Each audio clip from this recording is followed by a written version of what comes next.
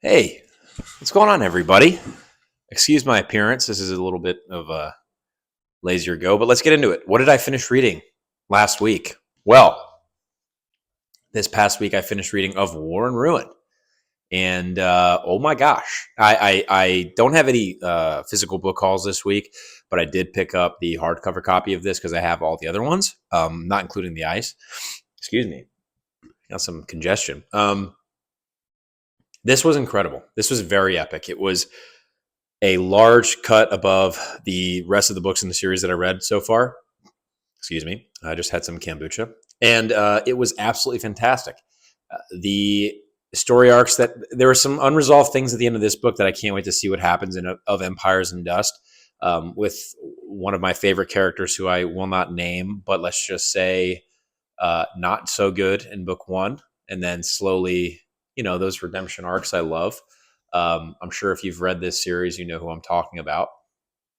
The scale of action in Of War and Ruin drastically improved on kind of what Of Darkness and Light set up.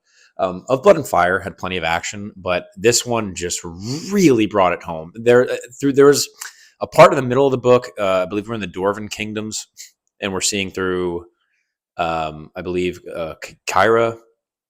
I don't want to spoil anything, so I'm going to stop talking about that. But there's some action scenes all throughout this book that absolutely blew a lot of other action scenes I've read out of the water. This is definitely, as I was reading the climax of this book and beyond, everything that was a summation of what was happening in the moment. I was thinking in my head actively, like, wow, this supplants probably some of my top 10s. It easily hops into the top 15 at any given moment. It could potentially knock out any of my top 10s. I don't know about some of my epic fantasy, but it would definitely knock out some other genres that I do enjoy. But this one was just absolutely awesome. And I can't say that enough. I can't get into too much more specifics with that. I believe John over at Talking Story, Christopher Navo, Mike from Mike's Book Reviews, and Dr. Philip Chase, the Best of Fantasy, will be doing a discussion on that book. And I highly recommend whenever that happens to follow along and tune in. I'm sure you guys already are. I can't wait to just tune in and watch and hopefully I don't think it's live, but talking about this book is in general in the comments or whatever. Leave your thoughts down below if you've read the Bound and the Broken series, if where you are in the series. Please, this is a great one to talk about, and I just thought it was so epic. I want to say more, but I just don't want to ruin it for anybody.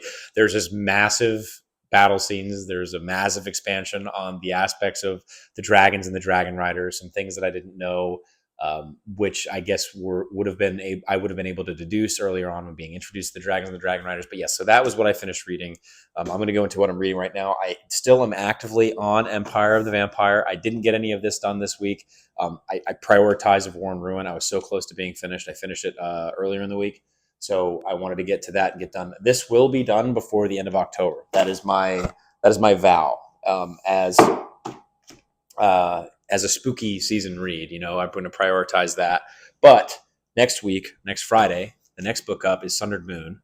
I am about 33% done with this puppy. I'm moving pretty smoothly through this. Mr. Zammar Ahmer, sorry, hopefully I'm saying that right. Myself and Alex from Iskandaria will be having a conversation next Friday, October 25th. I believe that's Friday. Not sure on the time. It will be over on Iskandaria's channel, which is at Combative Robo Guy. I'll leave that down in the description below, so go subscribe to him so you can. I'll be sure to post about it in my community tab. You guys can see that conversation is going to be happening. This is a duology, independently published, and the prose is so well polished, so beautiful. The characters are so well fleshed out, and 30% into this, we have some things. We're seeing aspects of the world that I wasn't expecting to see in this, and it's a very unique world in the world building capacity, and it's also a very unique magic system in the way that he uses it. He dives into a lot of real world themes that alone makes this worth reading, and his creativity binding those to a fantastical world filled with grimdark aspects of imperfect characters and kind of processing grief. And my favorite character so far has changed so drastically within the first third of this book from the first one in an earned way, and I'm loving it so far. So Sundered Moon, I'm probably going to finish that up. You guys will hear more about this by next week's update, and also you want to come and tune into that live chat. We'll probably be doing non-spoiler for I'm hoping a while, so that way we can get more people to get into this and read it, and then we're going to dive into some spoilers. Just I'm sure for the sake of myself and Alex over at Iskandaria, we want to know where Mr. Zammar Mayor's head was when writing this book. So it's going to be very cool to dive into that. That'll be next week. And I am up to finished. You heard that? I just finished volume 10 today, up to volume 11. I'm going to dive into spoilers of Berserk. For those of you who want to read this, please skip ahead. I have them in the chapters below in the description. Please skip ahead. So right now, we just got Griffith out of the dungeons in the Tower of Truth, something like that. And we're getting a little more backstory of the world, which is really cool on Midland. We're seeing the Skeleton King, right? And him in the forest saving, oh gosh, I can't remember their names. Essentially one of the Band of the Hawks primary, and it's crazy I don't remember his name. I always mix them up. I'm probably mixing up more than that. So we see that happen in the forest where he has this what is that? Like what's the word for it? I'll just say monster. And then we meet this elf in the forest, and the Skeleton King comes along and saves the day. That's just like a little side story. And then we also have Guts going down in the dungeon with the princess. We have his and Casca's relationship really developing. And having read Sun Eater, I'm now starting to realize some of Mr. Rocchio's influences with some characters in his story. I'm not going to spoil those here. I'm going to stay to Berserk, but it's just interesting to see the parallels that I'm now noticing. I think what I'm going to do with Berserk also is I'm going to finish the Golden Age arc. There was someone that recommended in the comments doing a chat or review. I think what I'm going to do is have a live discussion with myself, Jake over from Nerd Level Rising, and Alex from Iskandaria about Berserk up to the end of Golden Age's arc, just to like kind of fill me in at questions that I may have, simply just because I'm new to manga. But I believe the Golden Age ends at volume 14, and right now I'm up to volume 11. This is the 4th edition deluxe puppy, and yeah, so the artwork is, you can already tell, I think, is getting a little better. The story itself is expanding widely. We're starting to see not so much just the narrow perspective of Guts, but what's going on in the world more. And now having seen Griffith go through what he went through and what we learned earlier in the first volume about where Griffith ends up, it's very cool to see. I didn't expect Griffith to go through what he did. I didn't expect him to make the decision that he made after Guts defeated him in that single combat to leave. Seeing Guts go out on his own and try to make a name for himself, and then end up eventually coming back to Casca and in Band of the Hawk anyways, because he wanted to save Griffith.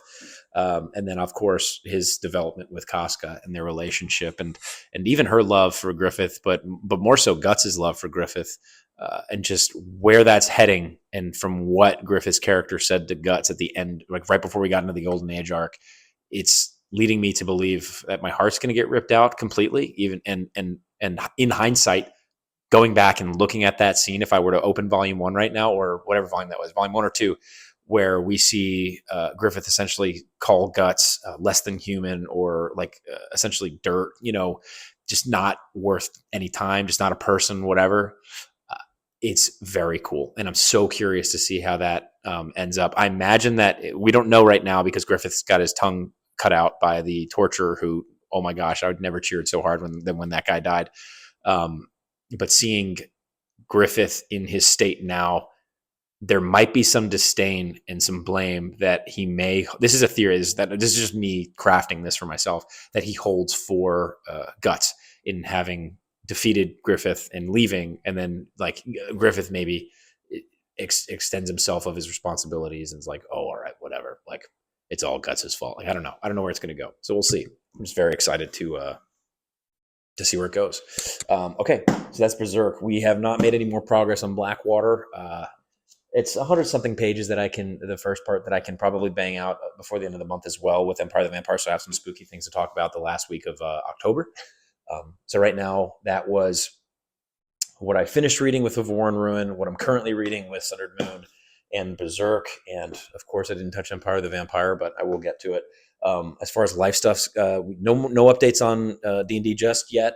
Again, just stay tuned to Nerd Level Rising and Jake over there for updates. As soon as I'm done now with Sundered Moon, I will be moving into Royal Assassin. I believe is book 2 of the Farseer trilogy.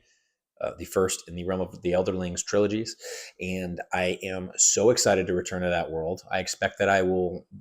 I'm gonna go back to back with the second and third book in that trilogy, simply because I want to catch up. I believe that I'm trying to have a discussion with John over at Talking Story about it. We haven't locked anything in yet. It's not for sure. It's just a potential discussion that we may have. I think because he's the one that in the comments bestowed the wisdom of read this book. And I was like, okay. And so I did. And I thoroughly was awe-stricken with the beauty of Robin Hobb's writing. And it's up there for me with Tad Williams and Christopher Rocchio in terms of prose, and even Stephen Erickson. Like, she is up there with my favorite authors and making her, I think, one of mine. The only thing is I've only read one of her books. So I'm excited to continue with the series and kind of expand my joy in that universe.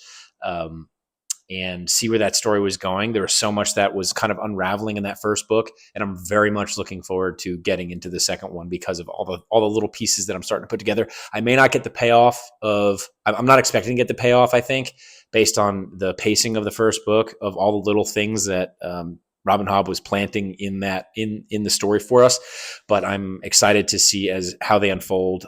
I imagine that I won't be disappointed based on the reviews and people's feedback from the series as a whole. So I'm excited to continue in that, and then I'll probably give the Realm of the Elderlings a little bit of a break, probably until the end of the year. So yeah, that's my next big, I guess, read. And then I'm going to return to, I might take a break from fantasy for a bit. I haven't decided fully yet. There's nothing confirmed.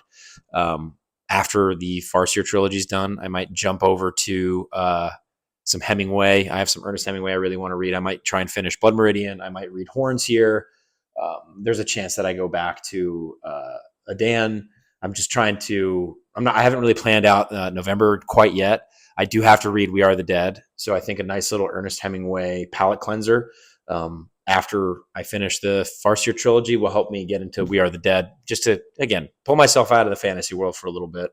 Not because I need to, just simply because I want to cleanse my palate. And there's no other way to say it, really. Just really looking forward to I love fantasy. I love sci-fi. So I'm just trying to make sure I pace myself because I don't want to overload my brain with fantasy as I'm writing fantasy. Now that I'm done talking about what I finished reading, what I am reading, what I intend to read, let me go into my writing. So if you're here for all my reading, thank you so much.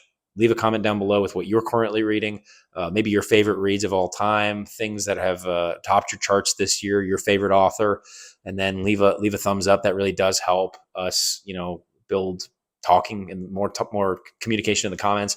And then, subscribe if you want to see these weekly updates. I do them every week. I'm grateful that you guys come to chat and listen and have conversation about this stuff. I'm going to go into my writing now. So if you're here for reading, thanks so much. You guys can click off. And so writing. So I had this is also factoring in life stuff. So Friday, Saturday, and Sunday, I was in upstate New York in Poughkeepsie at a wedding, a friend's wedding. I haven't gone to one of those in a year. And then I have another one in December, which is crazy. They're just starting to stack up right now. I guess when you turn 30, these things start happening. So I have the whole weekend. I brought my laptop. I was like, oh yeah, I'm going to totally write. And you know what? You end up spending time with your friends and obviously my girlfriend. It didn't happen.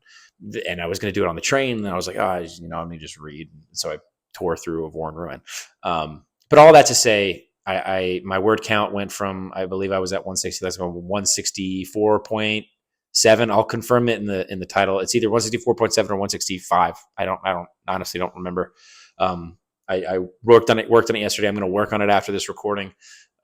The scene that I'm on right now, we're like tearing through a big part of the climax to get to the end here. So we're at the tail end. I think we're we're pushing 80-85% of the way done.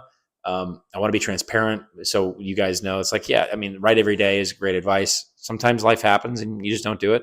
That's not justifying it. Obviously, I hold myself to a pretty high standard, and therefore, on the days that I did write, I tried to make up for word count, being that I missed, half the week. I missed 4 days because yesterday we had, or Tuesday, sorry, we had a friend over for dinner. And it's just somebody, you get big news. It's just stuff that like you just be in the moment. There's nothing wrong with that. That said, I hold myself to a standard and I intend to meet it. The last 2 weeks have been slow for me. It's fine. You kind of just sit your ass in the chair and move forward. And that's kind of how I've approached it up to this point, 2 books in. And it's how I'm going to continue to approach it. And again, navigating new aspects of life being in New York, it's different, and you learn as you go. I think that's a big part of the process, and learning the process, learning my process. I cannot wait to get into the revisions of this book. That said, after I finish the first draft of book 2, it gets put down for a while. I go back to book 1. I start working on notes. I got more notes back from a fictional escapist. They're an alpha reader. He did an excellent job giving me feedback. Critical and positives, all of it. And I'm going to link his channel down below as well, so you guys can go over there and check it out. If you guys need alpha reading, I believe there's also offered proofreading and copy editing services, which I may or may not use. I just don't know yet, based on shopping around. There are some other people I have in mind already, so we'll see. It just depends on budget, really. So yes, I am going to absolutely try and get more info to you guys next week on book 1 and where that's going into November.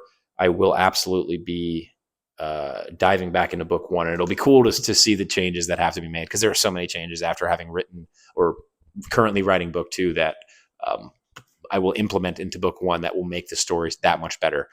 And it's so exciting. I think that choice that I made in working on book 2 while book 1 is still in the process of development has been the greatest choice I've made so far in establishing this series. I'm going to take a break from the giant series and go into some novellas that I can just put out on potentially Substack, with some short stories, while after book 2 is in its final form, like getting into its final form, and hopefully starting to work on books 3 and 4 after book 2 is, or during the book 2 process, because the novella shouldn't take too much of my time. But we'll see. You guys will be updated week to week. This is something for me as well, and I love looking. I think I'm going to love looking back at these videos and just seeing where I was at word count wise, seeing where I was at headspace wise. But yeah, sorry, I'm rambling. Thank you guys so much for watching, tuning in. If you're here all the way up to this point, thank you so much. Please talk in the comments below about your writing. I love to hear it. I love to hear about your creative ventures. If it's not writing a book, whatever, is it writing songs, poetry, whatever, leave it in the comments down below. Story is a fundamental aspect of life. We all create our own. We all make things mean things in our lives. We all create stories. And so it's something for us to think about. So thank you guys so much. I really appreciate you guys for watching, and I'll see you next week.